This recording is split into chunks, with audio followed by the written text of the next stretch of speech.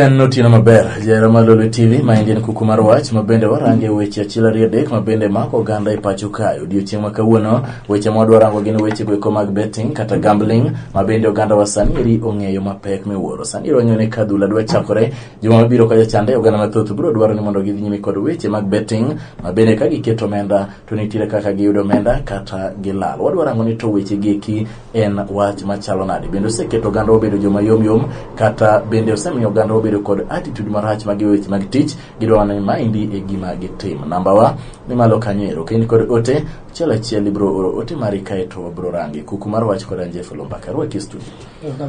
Mos oganda wa mabende neno Lolwe. Oganda wa majoka nyana mamusu ni maberuru. Nyinga lungu ni Daniel Otiato. Yes. Otiato nyiso oganda wani to county mari en kure. Ok samoro ng'eyo ni to Otiato mawuok kodwa ni en ja county mar. Ja county mar Migori. Ja Migori county. Arwaki studio Otiato ibro wuoyo matek matin mondo oganda bo owinj maber. Otiato nyiso ni to wach mar betting kata gambling niri. En wach machalo nade bende ing'eye? Wach mar gambling kawanaro down to betting. En gima osebedo chakre early 1980s to early 1990s ka. No chakore 1980. Chakore chien. Mane kane weche mag gambling ge ochakore. Yes. To sani obire limelight nikech bedo ni koro technology ukele machiegni. But it has been there. Yes. Yeah. Osebet ka. Oken gima wendo. Yeah, nikech inyalo kata mana fwenyo ni ndalo machon ndalo kwerewa. Negi go ajwa to ino negi tweyo. Tweyo chamacha ne gambling. Yes. So ni ng'ato tweyo. Oseto nyiso ni to types mag gambling gin gik machalo nade. Ng'ato nyalo wacho ni kelo rombo na kata kelo dhera mondo nyiso ni to gin types adi mag gambling ma ing'eyo. Ging'eny nikech nitie race mar farese ma ng'ato nyalo wuok to chiwo pesa to gitweyo gi ng'ato sana mago timore pinje maoko. Nitie mar adhula masani kendo koro ng'eny Kenya ka miluongo ni betting. Yes. Magi to ging'eny tie companies mang'eny, Sport Pesa, Betway, there are many. Yes. Mago gik manitiere. To nyalo nyiso ni to machalo casino ni en bende casino ma ji goni en bende en gambling. Casino is gambling. Ma gima koro kelo pogruok matin ma koro nyiso ni betting mar mpira to gi casino ma ji dhie casino cha. Casino onge limelight anya nikech you have to move to the nyaki casino kanye odno. Yeah. Mi bed kanyo. Eno kinyalo time gi yoro ng'we yamo mayot kamae kamibet. To ineno betting to inyalo timo gi simu kata gari kata mani office kama intiere kamoro mar miwuothe. To ka materie casino cha. Chuno ni nyaka e dier boma kama casino ge nwang'ore. Koro mane makelo pogruok. Yes. Koro kinwang'o uma mar betting mar mpira mitimo ng'we yamo ni. Inwang'o ka umbe obiro malo nikech sani ng'ato ka ng'ato ndigo ng'we yamo. Ng'ato ka ng'ato ng'we yamo ma ng'ato nigodo donje mbui. Kinwang'o ka miyo kelo tich mayot. Yeah. Yero kama na Otiato. To gima dwani mondo inyisa ng'eyo ne abro penjo ni to betting kata gambling ki ber gine kanye to rach gine kanye. But gima dwani okwongo chago ni iparo ni weche machalo kama gibende gin gik monego be ni wa encourage society. Koso giketo nyithinde wabedo lazy kata gibedo mang'ao. Nikech sana ukawa oganda mathoth sani Jeff tinde ojende okti gibedo simu 24 hours ging'iyo ni to abeta ket 100 ka anyalo yudo 50,000. Ket 200 anyalo yudo kamae. Iparo ni gini en kod effect mane irwa to moloro wele. Betting ni effect negative mang'eny malich. Negative ng'eny moingo positive. Sana nyalo nwang'o ni okay, in short, any business is a business so long as the environment is defined. Ohala en ohala, technique luase mar ohala no en luase mamiyo. Koro nwang'o ni betting owuon okober ahinya nikech sana sana mondo mi piny oendelea odhi mbele nyaka dhano ti. Idwang'o ni wach mar betting ni yawa wak ti. Idwang'o ni ng'ato nong'o silinge moro 200 dhi obedo kamoro piny mos. Ochako tugo kode tugo gi ong'we yamo. Idwang'o ni thuolo mang'eny gikawo e tugo tukegi maloyo tiyo tije manyalo miyo piny osong mbele. Yes. To ka wanyalo chako ng'iyo machielo, research asetimo nyaka nyocha wach mar betting ni chien kama nyocha yawa watho. Kitemo rango Afrika to gi pinje maoko ka, inong ka yo ma watime godo pogore gi yo ma joka time godo. Wan watime nang'o to joka time nade otia to joka inyalo nwang'o ni ka ng'ato donje e draw inyalo tugo to kodong' ni kata mana point achiel to ningo be ni lo tugo imi mich moro ningo be ni imi mich moro loka kuchocho. To kiduogo e Afrika ka kata dala wa Kenya ka nwang'o ni inyalo tugo mi dong' ni tugo achiel kende moremni nwang'o ni ikoso gini to nyiso ni inyalo keto kata ni wacho ni ibeto piche apar to inyalo yudo chiko to ka chielo remni to iwito mago duto koro mane minwang'o ka chwanyo yawa wa ma nongana ni seti 200,000 tugo ni. Tiko iloyo gi ochiko gi iloyo to dong' achiel mondo mi kaw 30 ni te dala umano tami. Koro mane minwang'o ka chwanyo chuny jotugo matugo tuk betting gi ma odhi okawo ngimane. Mano rachne mokwongo. Rachne mar ariyo asewacho ni oganda wakti ka ng'ato se nwang'o pesa man matin odonjo go tugo ni koro oko tich madhi miyo piny wadhi mbele ki maendeleo.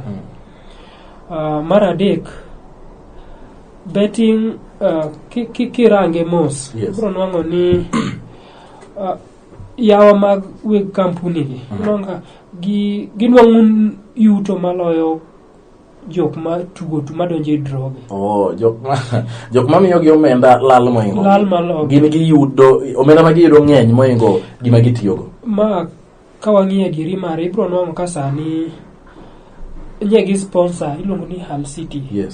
1.2 billion for a certain period of time 3 years. Mano contract ma gi sign kodgi. Nwang'o kama cha en team maoko. To kata mana Kenya ka Gor Mahia wan gi timbe mathoth. This tibe moko mapacho ka nitie moko mag sponsor. Tinong ka ng'ato ok nyal sponsor team kata mana maoko ka onge nweng'o ma onwang'i. Tinong ka they have gained a lot e ohala ni maloyo jok madonji tugo.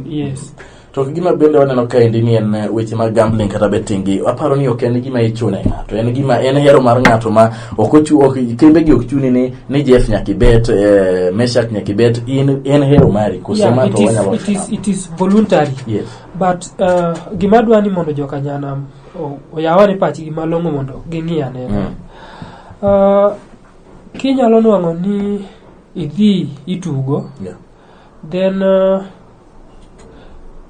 in ok idhi faidika kaka dwarore.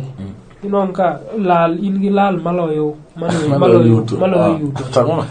Ang'o miyo jogela bende ok ang'eyo ways mag gima nyalo ok awach ni adwaro wacho ni idwa ni en encourage weche mag betting to ang' na penji bele kanyo ni bende nitiere sure ways of making money out of it.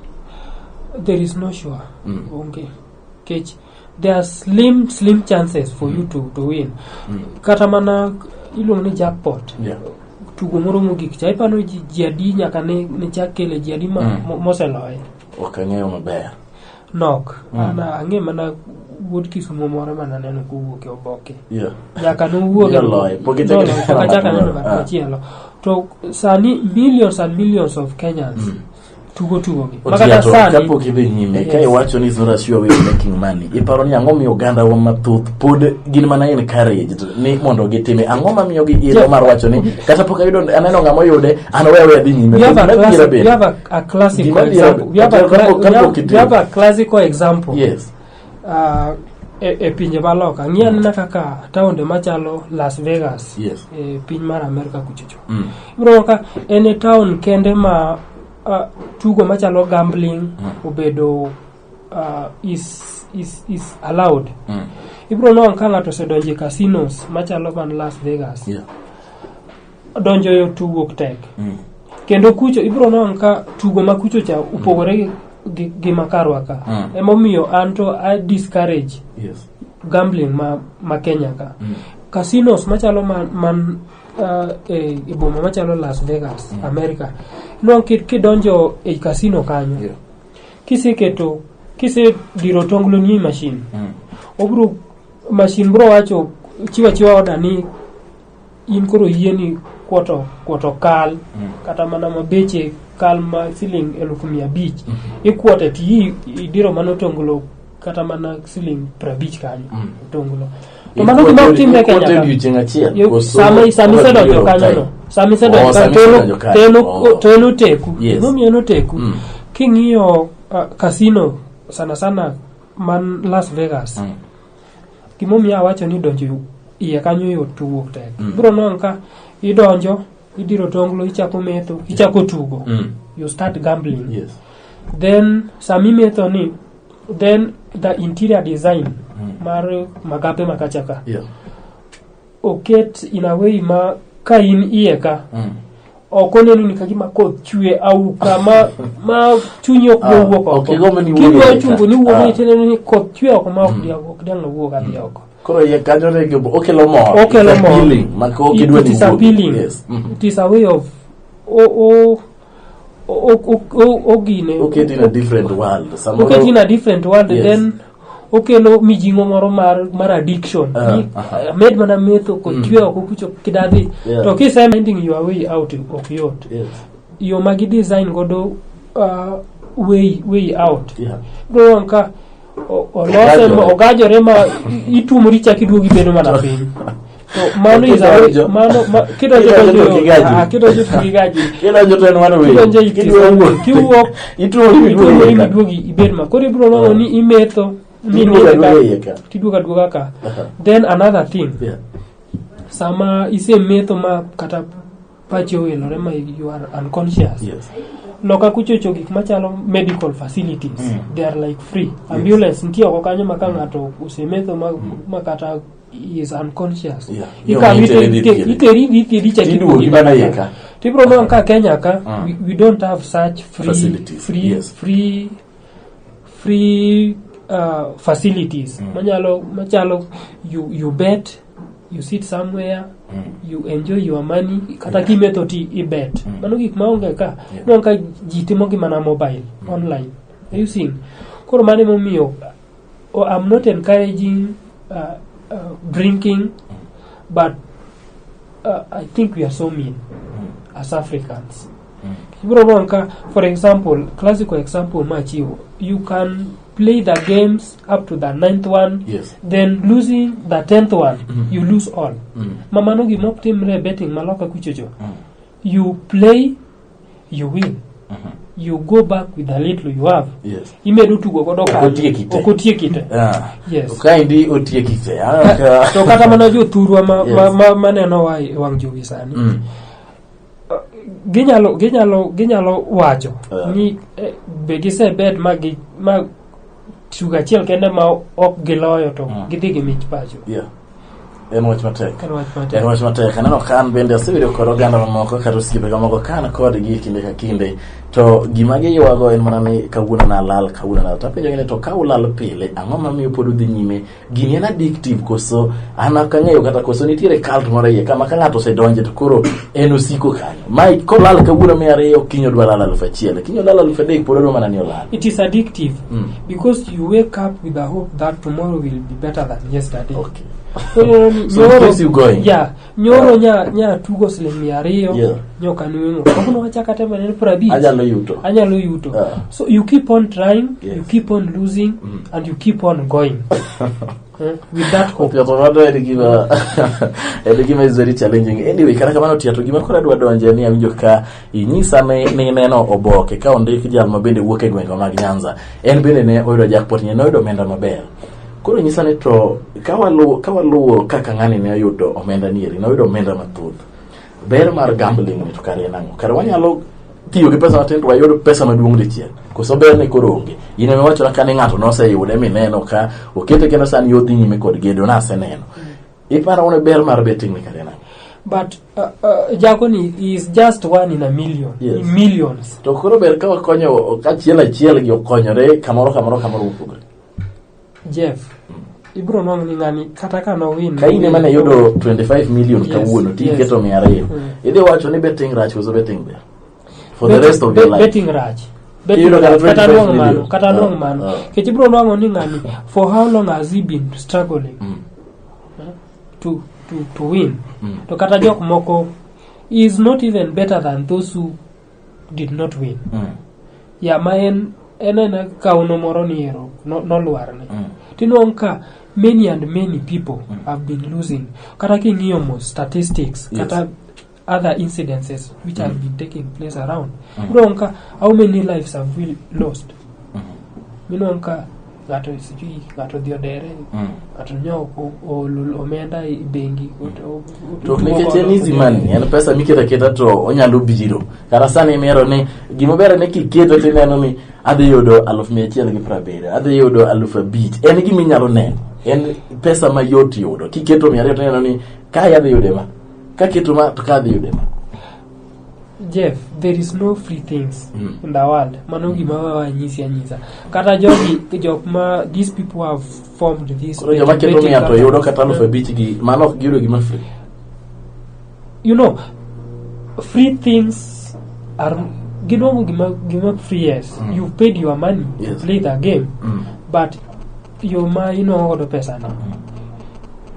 It is addictive. You know, you don't work, you spend. You see, even the country, because gini itimegi kijende nyaka joma dongo. Bro kata sani nyithindo tugo kata mane school. Ji tugo kata mane ba ji tugo kata kata mane kanisa same yalo. So yalo to bet. So and it is addictive. Yes.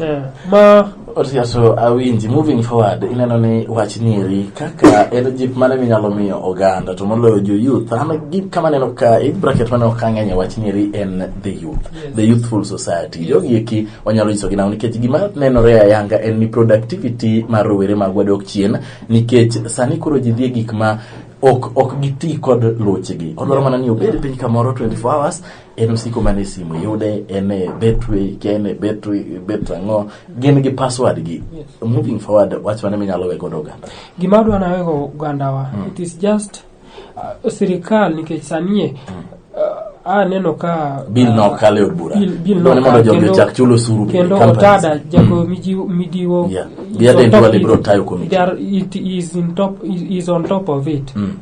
But they are on top of it nikech sirikal giseno ka sirikal dia sana jogi no gichulo suru. Yes. People have been dying all along. Ji osebedo kaka tho ng'ato kodhi obet ng'ato olo pesa bengi o lose ng'ato dhi dere. Yes. Dak ne gikel wach no chon. Sani gino ka koro sirikal owuone ma dhi ok nwang' yuto. Emomiyo they are on top of it. Yes.